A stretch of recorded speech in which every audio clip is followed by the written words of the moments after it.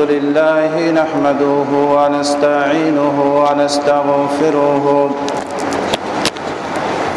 ونعوذ بالله من شرور أنفسنا ومن سيئات أعمالنا من يهده الله فلا مضل له ومن يضلله فلا هادي له أشهد أن لا إله إلا الله وحده لا شريك له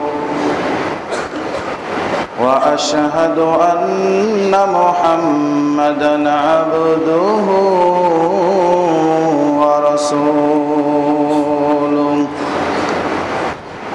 الذي أرسله بالحق بشيرا ونذيرا وداعيا إلى الله بإذنه وسراجا منيرا أما بعد فإن خير الحديث كتاب الله وخير الهدي هدي محمد صلى الله عليه وسلم وشر الأمور محدثاتها وكل بدعة ضلالة وكل ضلالة في النار فأعوذ بالله من الشيطان الرجيم بسم الله الرحمن الرحيم قاف والقرآن المجيد بل عجبوا أن جاءهم منذر منهم فقال الكافرون هذا شيء عجيب متنا وكنا ترابا ذلك رجع بعيد قد علمنا ما تنقص الأرض منهم وعندنا كتاب حفيظ وقال تعالى أعوذ بالله من الشيطان الرجيم بسم الله الرحمن الرحيم سبحان الذي أسرى بعبده ليلا من المسجد الحرام إلى المسجد الأقصى من آياتنا إنه هو السميع البصير প্রশংসা মাত্রই আল্লাহ সুবহানাহু ওয়া তাআলার মুহাম্মদ রাসূলুল্লাহ সাল্লাল্লাহু আলাইহি ওয়াসাল্লামের উপর শান্তি বর্ষিত হোক তার পরিবার বর্গের উপর শান্তি বর্ষিত হোক আসহাবে কিরামের উপর শান্তি বর্ষিত হোক তাবেঈন তাবেঈনগণের উপর শান্তি বর্ষিত হোক দুনিয়া হতে বিদায় নিয়ে কবরে চলে গেছেন তাদের উপর তাদের মধ্যে আমাদের আত্মীয় স্বজন মা বাবা ভাই বোন অনেকেই কবরে চলে গেছেন আল্লাহ তাদের কবরের আযাবগুলো মাফ করে দিন শান্তি বর্ষিত হোক পৃথিবীর সমস্ত মুসলিম নর এবং নারীর উপর যারা বহু ত্যাগ তিতিক্ষা যন্ত্রণা লাঞ্ছনা গঞ্জনা সহ্য করে আল্লাহ এবং তারা জীবিত অবস্থায় আল্লাহ তাদেরকে হেফাজত করুন হাফিজাহুমুল্লাহ সম্মানিত উপস্থিত আমার প্রাণপ্রিয় মুসল্লিয়ান কেরাম মহিলা মুসাল্লাতে উপস্থিত আমার মা ও বোনেরা গত সপ্তাহ থেকে আলোচনা শুরু করেছিলাম মেরাজ, ইসরা এবং মেরাজ নিয়ে। আমাদের বাংলাদেশ, ভারত, পাকিস্তান বিশেষ করে তিনটি দেশ শুধু মেরাজ নামে চেনে। আসলে আল্লাহ নবী সাল্লাল্লাহু আলাইহি সাল্লামের এই রাত্রে দুইটা পাঠের সফর হয়েছিল, দুইটা পাঠ, ইসরা আর একটির নাম হচ্ছে মেরাজ।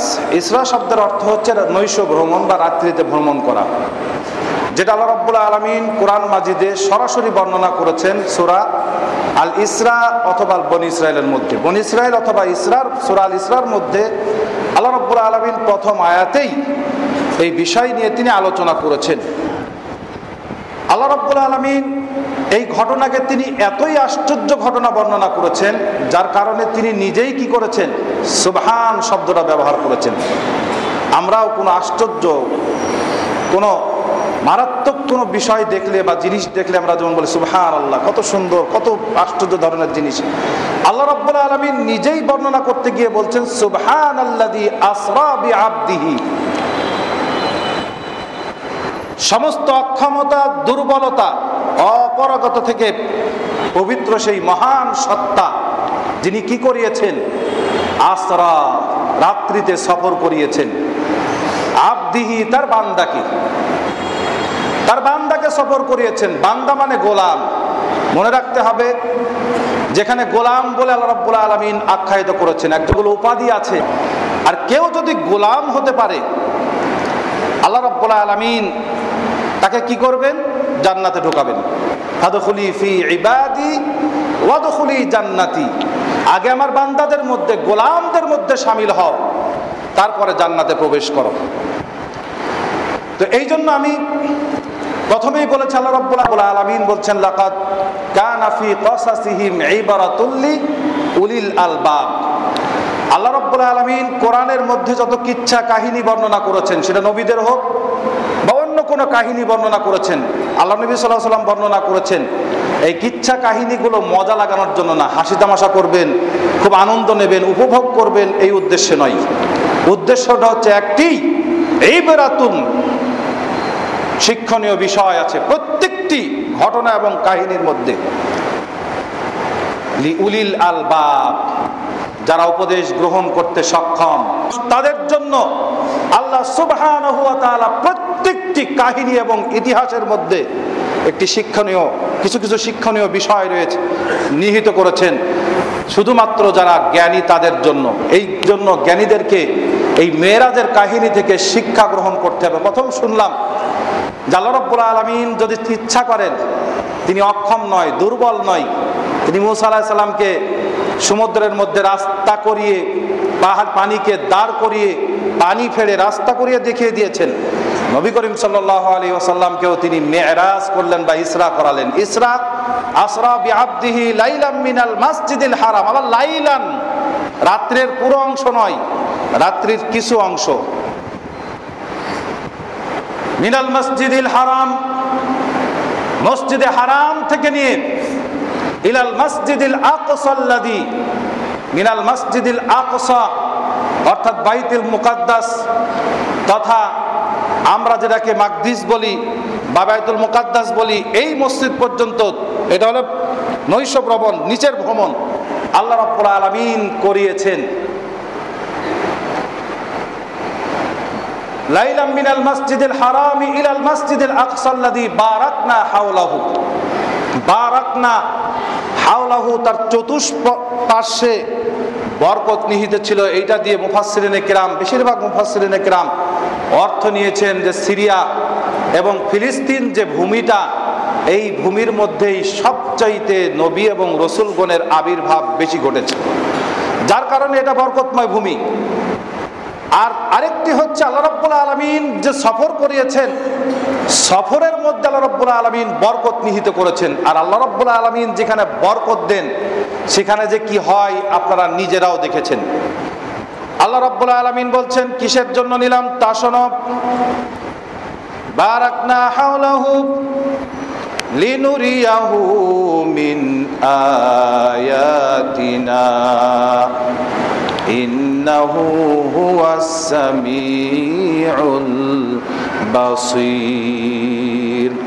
এই জন্য তাকে রাত্রিতে সফর করিয়েছি, এই জন্য তাকে মেরাজ করিয়েছি, ঊর্ধ্বগমন করিয়েছি।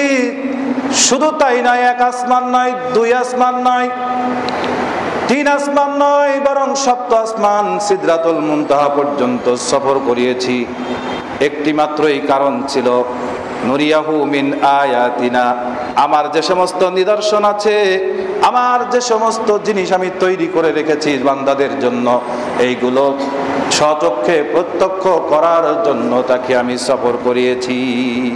কারণ হচ্ছে নবী করিম সাল্লাল্লাহু আলাইহি সাল্লামকে স্বচক্ষে দেখিয়ে নেওয়ার একটি কারণ, এইটা একটি যে নবী করিম সাল্লাল্লাহু আলাইহি সাল্লামকে তার যে নিয়ামত, তার যে নিদর্শন তৈরি করে রেখেছেন, জান্নাত, জাহান্নাম, আরো কত কি তৈরি করে রেখেছেন, বা এর ইতিপূর্বে যে সমস্ত নবী এবং রসুল পাঠিয়েছেন সবাইকে দেখানোর জন্য, সব কিছু দেখানোর জন্য, আল্লাহর যত নিদর্শন আছে সব দেখানোর জন্য নবী করিম সাল্লাল্লাহু আলাইহি ওয়াসাল্লামকে আল্লাহ রাব্বুল আলামিন ইসরা এবং মেরাজ করিয়েছেন। ইন্নাহু হুয়াস সামিউল বাসির, নিশ্চয় তিনি সামি এবং বাসির। এখানে আলিম বলতে পারতেন, আশ্চর্য হয়ে যাবেন, কোন এক আলেম এই আলিম শব্দটা পড়েছিল ভুলে। একজন বেদিন কবি দূরে থেকে বলছে যে এটা হবে না, আলিম হবে না, বাসির হবে। দূরে থেকে বলছে যে বাসির হবে, আলিম হবে না। ইন্নাহু হুয়াস সামিউল আলিম হবে না, বাসির হবে। পরবর্তীতে ওই লোক জিজ্ঞাসা করছে, তুমি কেন ভুল ধরলে, কেন আলিম হবে না? বলছে আল্লাহ রাব্বুল আলামিন এত বড় একটা সফর করিয়েছে, সফরের মেয়াদ কতটুকু? মক্কা থেকে বাইতুল মাকদিস পর্যন্ত যেতে 40 দিন পর্যন্ত সময় লাগে, ফিরতে 40 দিন, যাইতে 40 দিন, আসতে 40 দিন সময় লাগে। এরপরে সফর করিয়েছে আল্লাহ রাব্বুল আলামিন প্রথম আসমান, যার রাস্তার দূরত্ব হচ্ছে 500 বছরের রাস্তা। আবার দ্বিতীয় আসমান, তৃতীয় আসমান, চতুর্থ আসমান, পঞ্চম আসমান, ষষ্ঠ আসমান, সপ্তম আসমান, 7 আসমান পর্যন্ত সফর করিয়েছে। সাধারণভাবে একজন মানুষের সফর করতে 500 বছর পর্যন্ত পাড়ি দিতে হয়, প্রত্যেকটা আসমানে 350 বছর হয়। আবার ফিরে এসেছে মুসা আলাইহিস সালাম পর্যন্ত। মুসা আলাইহিস সালাম পঞ্চম আসমানে ছিল, পঞ্চম আসমানে ফিরে বারবার যাওয়া আসা করেছে। হিসাব করলে কয়েক হাজার বছরের রাস্তা আল্লাহ রাব্বুল আলামিন নবী মুহাম্মদ রাসূলুল্লাহ সাল্লাল্লাহু আলাইহি ওয়াসাল্লামকে সফর করিয়েছেন। আর এইটা আল্লাহ রাব্বুল আলামিনের জানা আছে, এটা হবে না। বোঝা হয় কিভাবে যে একজন ব্যক্তি আসছে, আমার জানা আছে উনি আসছে, এটা হচ্ছে আলিম। আর বাসির মানে হচ্ছে আমার চোখের সামনে দিয়ে আমি তাকে তত্ত্বাবধানে নিয়ে আসছি, এর নাম হচ্ছে বাসির। বাসির শব্দটা হচ্ছে চক্ষুষ্মান, চোখের সামনে দিয়ে আমি নিজের তত্ত্বাবধানে আমি তাকে নিয়ে আসছি। ইন্নাহু হুয়াস সামিউল বাসির, যিনি কি নিঃসন্দেহে অধিক শ্রবণকারী এবং অধিক দৃষ্টিশক্তিবান, মহান সুবহানাহু ওয়া তাআলা তিনি হচ্ছেন আল্লাহ রাব্বুল আলামিন। আর তিনি সফর করাচ্ছেন তার বান্দাকে, এটাই হচ্ছে সর্বশ্রেষ্ঠ ব্যাপার। বুখারী মুসলিমের হাদিস এসেছে, নবী করিম সাল্লাল্লাহু আলাইহি সাল্লাম বলছে, আমি একটি হাদিস এসেছে, আনা কুনতু ফি হাতিম, আমি কাবার হাতিমে অবস্থান করছিলাম বা ঘুমাচ্ছিলাম। এই হাদিসটি বর্ণনা করেছে মালিক ইবনে সাসা এবং আবু যার গিফারি রাদিয়াল্লাহু তাআলা আনহু। আপনি যদি বুখারী খোলেন, বুখারী মুসলিমে হাদিসটি এসেছে, হাদিসটি বর্ণনা করেছেন আনাস ইবনে মালিক রাদিয়াল্লাহু তাআলা আনহু। বুখারীর প্রথম খণ্ডে সর্বপ্রথম নামাজের অধ্যায়ে গেলে এই হাদিসটি আপনি পাবেন, যে হাদিসটি বর্ণনা করেছেন আবু যার এবং আনাস ইবনে মালিক রাদিয়াল্লাহু তাআলা আনহু। তিনি বলছেন যে নবী করিম সাল্লাল্লাহু আলাইহি ওয়াসাল্লাম বলেছেন, আমি হাতিমে অবস্থান করছিলাম। আরেকটি হাদিস এসেছে, আমি উম্মে হানির বাড়ি, অর্থাৎ আমার চাচাতো বোন উম্মে হানির বাড়ি আমি ঘুমিয়েছিলাম। হঠাৎ করে আমার ছাদকে খুলে দেওয়া হলো, ছাদকে খুলে দেওয়া হলো, আমাকে উঠিয়ে নেওয়া হলো, আমাকে হাতিমে নিয়ে যাওয়া হলো। এটাকে হাতিম বলতে হিজির বোঝানো হয়। এইটা এই বাইতুল্লাহর একটা সাইড আছে, যে সাইডটা দেখবেন ঘেরা দেওয়া আছে হাতিম, অনেকেই আমাদের বাঙালিরা বলে হিজরে ইসমাইল। এই জায়গাটাতেই নবী করিম সাল্লাল্লাহু আলাইহি ওয়াসাল্লাম বলছেন আমাকে নিয়ে আসা হলো। জিবরাইল আলাইহিস সালাম আমার বক্ষকে বিদীর্ণ করে ফেললেন, বক্ষকে বিদীর্ণ করে, যেটাকে আমরা সিনাসাক বলি, বর্তমান যুগে ওপেন হার্ট সার্জারি আপনি বলতে পারেন, কেননা এই বক্ষ বিদীর্ণ দিয়েই বোঝা যায় যে খুব অচিরেই আমাদের মাঝে ওপেন হার্ট সার্জারি আসবে। যারা এই বক্ষ বিদীর্ণ নিয়ে এদিকেই গবেষণা শুরু করে দিয়েছে, দেখেছে যে হ্যাঁ সম্ভব বর্তমান জামানাও মানুষের কলিজাকে খুলে আর এক জায়গায় রেখে ধুয়ে পরিষ্কার করে আবার ঢুকিয়ে দেওয়া যায়। এইটার নামই কিন্তু ওপেন হার্ট সার্জারি, যেটা আজ থেকে 1450 বছর আগে নবী মুহাম্মদ রাসূলুল্লাহ সাল্লাল্লাহু আলাইহি ওয়াসাল্লামকে করিয়েছিলেন আল্লাহ রাব্বুল আলামিন কয়েকবার, একবার নয়। তার মধ্যে একবার হচ্ছে মেরাজের সময়। নবী করিম সাল্লাল্লাহু আলাইহি সাল্লাম বললেন, আমার বক্ষকে ফেড়ে ফেলা হলো, এইটাকে মায়ে জামজাম অর্থাৎ ইগতাসিলু বিমা, বক্ষটাকে জমজমের পানি দিয়ে ধুয়ে ফেলা হলো। তারপরে একটা পাত্র আনা হলো, যে পাত্রের মধ্যে আছে এলেম এবং হিকমতে ভর্তি, ওইটা আমার মধ্যে ঢেলে দেওয়া হলো। সিনাসাকের কয়েকটি বিষয় হচ্ছে হিকমত এবং এলেমে ইমানে ভর্তি একটা পাত্র ঢুকিয়ে দেওয়া হলো। হিকমত ইমানের পাত্র ঢুকিয়ে দেওয়ার মূল হচ্ছে একজন মানুষের মধ্যে কি থাকতে পারে? হিংসা থাকতে পারে, একজন মানুষের মধ্যে পাপ বোধ থাকতে পারে, মানুষের মধ্যে আরো অনেক অন্যায় বোধ থাকতে পারে। তেমন মহাব্বত, ভালোবাসাও মানুষের মধ্যে আছে। দুটি বিষয় মানুষের মধ্যে আছে। নবী করিম সাল্লাল্লাহু আলাইহি সাল্লামের কলিজাকে পরিষ্কার করে পাপ বোধকে দূর করিয়ে দিয়ে আল্লাহ রাব্বুল আলামিন হিকমত এবং ঈমানকে ঢেলে দিলেন। তারপরে একটা প্রাণীকে আনা হলো। প্রাণীটা দেখতে খচ্চরের চাইতে একটু বড়। খচ্চর কি? খচ্চরটা কি? খচ্চর শব্দের অর্থ যদি আপনি ফার্সিতে উর্দুতে আনেন তাহলে খিচুড়ি। খচ্চর খিচুড়ি থেকে খচ্চর। খিচুড়ি ঘোড়ার মিলনে যে বাচ্চা তৈরি হয় তাকে খচ্চর বলা হয়। আমাদের বর্তমান জামানাও কিন্তু খচ্চরের অভাব নাই। খচ্চর বুঝেন না? হিন্দু এবং মুসলিম, অনেক মুসলমান মনে করছে আমি হিন্দুকে বিবাহ করে আনবো, আবার বলছে বিবাহ করে মুসলিম বানাবো। বিবাহ তোই হয়নি, আগে মুসলিম হোক তারপরে বিবাহ করেন। আপনার এই মন মানসিকতার জন্য অনেক বোন আমাদের যারা আছে মুসলিম বোন, তারা আজ তাদের আজ বিবাহ হচ্ছে না। কাজে বিশেষ করে যারা শিক্ষিত সমাজ আমাদের যুবকদের মধ্যে, যারা ইউনিভার্সিটিতে পড়ে, নিজেকে খুব বুদ্ধিমান, বিবেচনা শক্তিমান মানুষ বলে, এদের মধ্যেই পাপ বোধটা বেশি চলে এসেছে, যেরা ইহুদি, খ্রিস্টান আর মুসলিমের মধ্যে কোনো পার্থক্য করতে পারে না। যার কারণে খিচুড়ি জন্ম হচ্ছে অহরহ। আর এদের জন্মের পরেই কিন্তু নাস্তিকের আবির্ভাবটা আমাদের সমাজে খুব বেশি বেড়ে গেছে। আমাদেরকে এ থেকে বিরত থাকতে হবে। এই প্রাণীটির নাম হচ্ছে বুরাক, একাদুল বার্ক। বুরাক শব্দের অর্থ হচ্ছে বিদ্যুৎ। বুরাক শব্দের অর্থ হচ্ছে বিদ্যুৎ। যদি আমাদের বাংলাদেশ, ভারত, পাকিস্তানের বুরাকের ছবি আঁকিয়েছে, মাথাটা দেখতে মেয়ে লোকের মতো আর বডিটা হচ্ছে ঘোড়ার মতো, এই দিয়ে অনেকের বাড়িতে ক্যালেন্ডারের ছবি পাওয়া যায়। এই ধরনের আকৃতি আল্লাহ রাব্বুল আলামিন দেন নাই, আর কেউ পর্যন্ত নির্ধারণ করতে পারে নাই। আর আপনারা আমরা যদি বিশ্বাস করি তো আমাদের ঈমানও মনে হয় থাকবে না। এই জন্য মনে রাখতে হবে, বুরাক এমন একটা প্রাণী যেটা আল্লাহ নবী সাল্লাল্লাহু আলাইহি ওয়াসাল্লাম যতটুকু বলেছেন, ঘোড়ার চাইতে কিছু ছোট, খচ্চরের চাইতে কিছু বড় এই একটি প্রাণী। তার গতি হচ্ছে, বুরাক আগেই বলেছে বিদ্যুৎ। বিদ্যুতের গতি কতটুকু? মরুভূমিতে একজন মানুষ যদি তাকায়, চোখের জ্যোতি যতটুকু দেয়, একটা চোখ যতটুকু দেখতে পায়, ভালো চোখ, এই চোখের শেষ সীমা পর্যন্ত এর গতি ছিল। এই পা যদি এখানে দেয় এবং দ্বিতীয় পা যেখানে দেয় মানুষের চোখের দৃষ্টির ওপারে, সেই পা আর দেখতে পাবে না। এর গতি ছিল এই পর্যন্ত। তাহলে 40 দিনের রাস্তা যেতে কয়দিন লাগে? বাইতুল মাকদিসে নিয়ে যাওয়া হলো। বাইতুল মাকদিসে হাদিসে এসেছে নবী করিম সাল্লাল্লাহু আলাইহি ওয়াসাল্লাম সমস্ত নবীদের ইমামতি করলেন। নবী করিম সাল্লাল্লাহু আলাইহি ওয়াসাল্লামের সামনে সিঁড়ি পেশ করা হলো, অর্থাৎ আকাশে যাওয়ার রাস্তা পেশ করা হলো।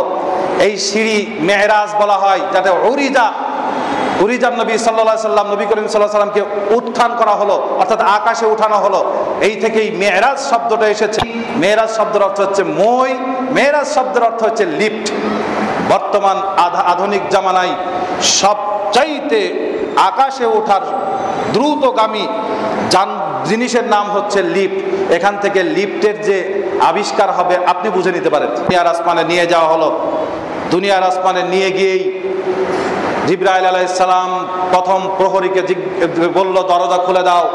প্রথম প্রহরী জিজ্ঞাসা করলো, মান আনতা, আপনি কে?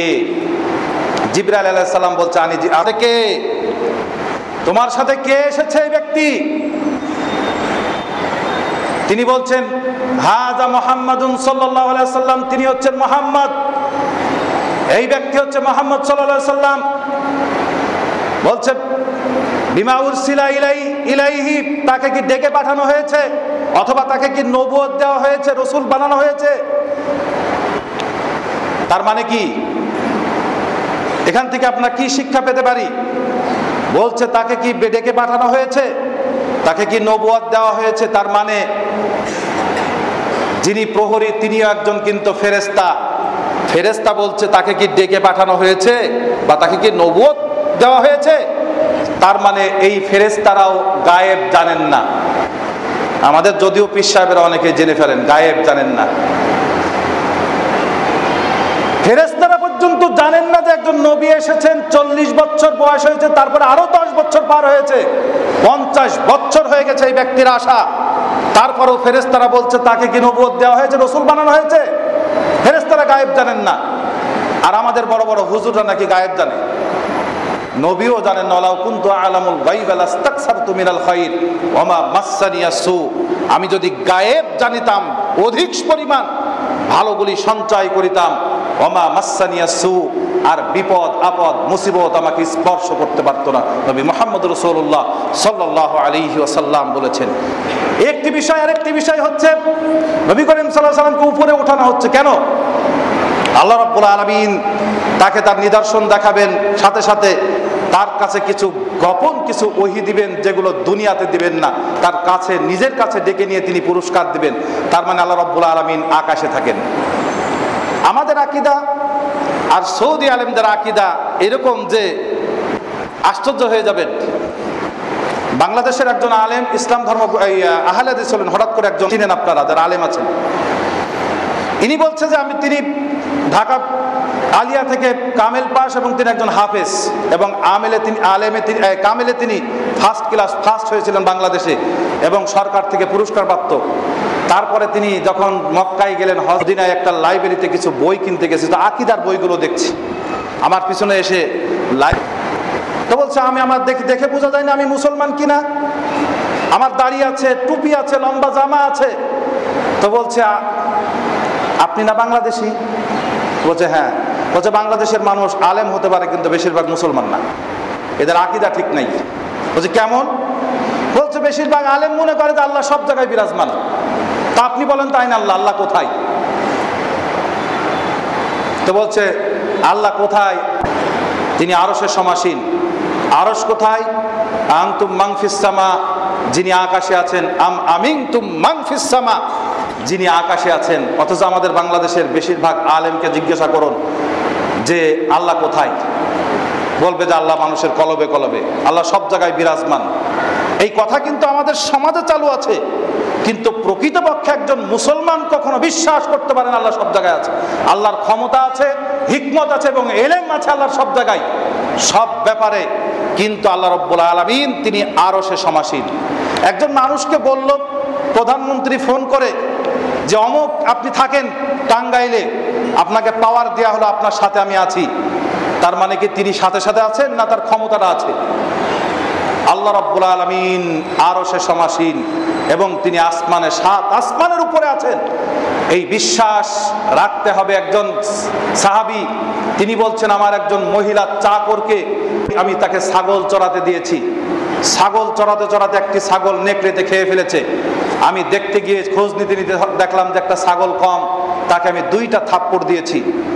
থাপ্পড় দেওয়ার পরে আমি চিন্তা করলাম যে নেকড়েতে ছাগল খেয়েছে, তার অপরাধ কি? আমার বড় অনুশোচনা হলো।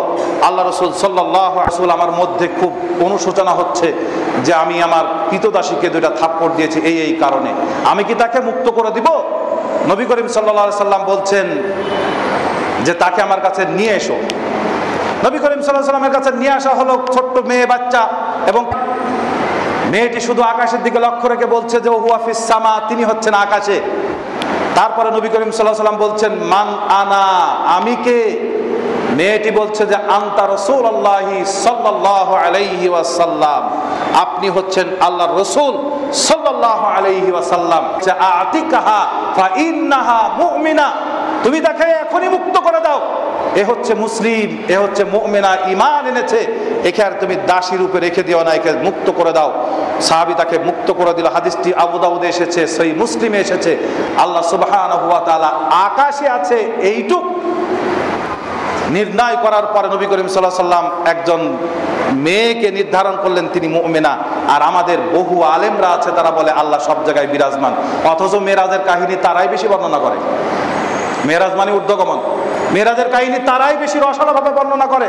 গত রাত্রে রাগারাত্রে এমন ভাবে প্রচার করেছে মেরাজ সম্পর্কে, এবং তাই ইবাদতও বলে দিয়েছে। অনেকেই ফোনে জিজ্ঞাসা করছে হুজুর মেরাজের ইবাদত কি করব, কয় রাকাত নামাজ পড়বো?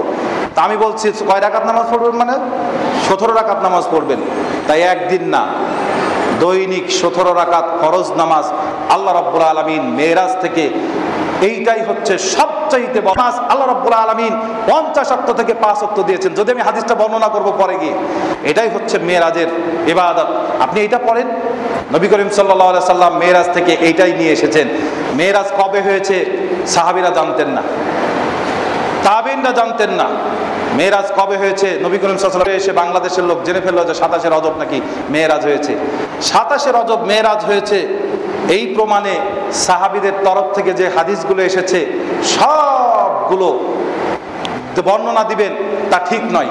সর্বপ্রথম কথা হচ্ছে ইমাম আর রহিকুল মাখতুম, যেটা নবী করিম সাল্লাল্লাহু আলাইহি ওয়াসাল্লামের জীবনী গ্রন্থ, সবচাইতে নির্ভরযোগ্য নবী করিম সাল্লাল্লাহু আলাইহি ওয়াসাল্লামের জীবনী গ্রন্থ, সেটা হচ্ছে 10ম বছরের নবী করিম সাল্লাল্লাহু আলাইহি ওয়াসাল্লামের নবুয়তের 10ম বছরের 27 রজবে এটা হয়েছে। 10ম বছর 27 রজব। পৃথিবীর সমস্ত আলেম একমত যে নবী করিম সাল্লাল্লাহু আলাইহি ওয়াসাল্লামের মেরাজ হয়েছে তার চাচা আবু তালেব এবং তার স্ত্রী খাদিজা রাদিয়াল্লাহু তাআলা আনহা মারা যাওয়ার পরে। আরো একমত যে মেরাজ হয়েছে ফরজ নামাজ ফরজ হওয়ার পরে। হয়েছে ফরজ নামাজ ফরজ হয়েছে মেরাজের রাত্রিতে। আর খাদিজা রাদিয়াল্লাহু তাআলা আনহা জীবনে কোনোদিন ফরজ নামাজ পড়ে যান নাই, তার মানে ফরজ নামাজ তার আমলে ফরজই হয় নাই। ফরজ নামাজ তার আমলে ফরজ হয় নাই, তার মানে খাদিজা রাদিয়াল্লাহু তাআলা আনহার মৃত্যুর পরে হয়েছে মেরাজ। 10ম নবুয়তের শাওয়াল মাসে, 17ই শাওয়াল যত সম্ভবত, শাওয়াল মাসে খাদিজা রাদিয়াল্লাহু তাআলা আনহা মারা গেছেন। আর খাদিজা রাদিয়াল্লাহু তাআলা আনহা মারা যাওয়ার পরে হয়েছে মেরাজ। আর ওরা বলছে যে না, রজব মাসে মেরাজ হয়েছে। অসম্ভব। এটা ঐতিহাসিক বিদগণ যা দিকে যদি আপনারা খোঁজ নেন তাহলে অন্তত এই তারিখটা ওঠে। রাত্রি কবে মেরাজ হয়েছিল নবী করিম সাল্লাল্লাহু আলাইহি ওয়াসাল্লাম নিজেও ঠিক করে যান নাই, সাহাবীরা ঠিক করে নাই, সাহাবীরা এই দিন ইবাদত করে নাই। এই দিনে ইবাদত করার কোনো, ইনশাআল্লাহ হাদিসের বাকি অংশটা আগামীতে নিয়ে আসছি আপনাদের সামনে। তো আরেকটু বলে রাখি, মেরাজের প্রথম রাত্রিতে, এই মেরাজের নবী করিম সাল্লাল্লাহু আলাইহি ওয়াসাল্লাম প্রথম আসমানে যার সাথে দেখা হলো তিনি ছিলেন আদম আলাইহিস সালাম। দরজা খোলা হলো, আদম আলাইহিস সালামকে দেখে তিনি বসা ছিলেন, তাকে দেখে বলল ইনি কে? বলছেন ইনি হচ্ছেন আলাইহিস সালাম। তারপরে আদম আলাইহিস সালাম তাকে সালাম প্রদান করলো, সাথে সাথে তাকে বলল মারহাবান বিইবনিস সালেহ ওয়ান নাবিয়্যুস সালেহ। বলছে হে আমার সৎ সন্তান, হে আমার সৎ নবী, তোমাকে স্বাগতম। আদম আলাইহিস সালাম সৎ নবী বললেন, সৎ সন্তান বললেন। তারপর অন্যান্য নবীদের সাথে দেখা হলো, তারাও একই কথা বলেছিল, মারহাবান বি আখিস সালেহ ওয়ান নাবিয়্যুস সালেহ, হে আমার সৎ ভাই, সৎ সন্তান। শুধু আরেকজন বলেছিল সৎ ছেলে, সৎ নবী, তিনি হচ্ছেন ইব্রাহিম আলাইহিস সালাম, তিনি ছিলেন 6ষ্ঠ আসমানে। এই 2জন নবী শুধু সন্তান বললেন, আর বাকি সব নবী কিন্তু ভাই বলেছেন নবী করিম সাল্লাল্লাহু আলাইহি সাল্লামকে। সৎ ভাই, সৎ নবী। তার মানে নবী মুহাম্মদ রাসূল সাল্লাল্লাহু আলাইহি সাল্লাম আদম সন্তান। আদম হচ্ছে মাটির তৈরি, আর তার ছেলে হবে নূরের তৈরি। তার মানে নূরের তৈরিও বিশ্বাস করা যাবে না। মেরাজ থেকে শিক্ষা নেন, এটা মেরাজের হাদিস থেকে শিক্ষা নেন। বুখারীর হাদিস নম্বর 349। পড়ে নেবেন আপনারা। বাকি আলোচনা নিয়ে আসছি আগামী সপ্তাহগুলোতে। আল্লাহ রাব্বুল আলামিন মেরাজের পূর্ণাঙ্গ আলোচনা করার তৌফিক দান করুক। আরও অনেক বিষয় আছে যেগুলো আধুনিক জামানার সাথে সামঞ্জস্য আল্লাহ রাব্বুল আলামিন মেরাজ থেকে শিক্ষা নেওয়ার তৌফিক দান করুক। সুবহানাকাল্লাহুম্মা বিহামদিকা আশহাদু আল্লা ইলাহা ইল্লা আনতা আস্তাগফিরুকা ওয়া আতুবু ইলাইক। আলহামদুলিল্লাহ হামদান কাসীরান তাইয়িবান মুবারাকান ফি কামা ইউহিব। আলহামদুলিল্লাহ الحمد لله نحمده ونستعينه ونستغفره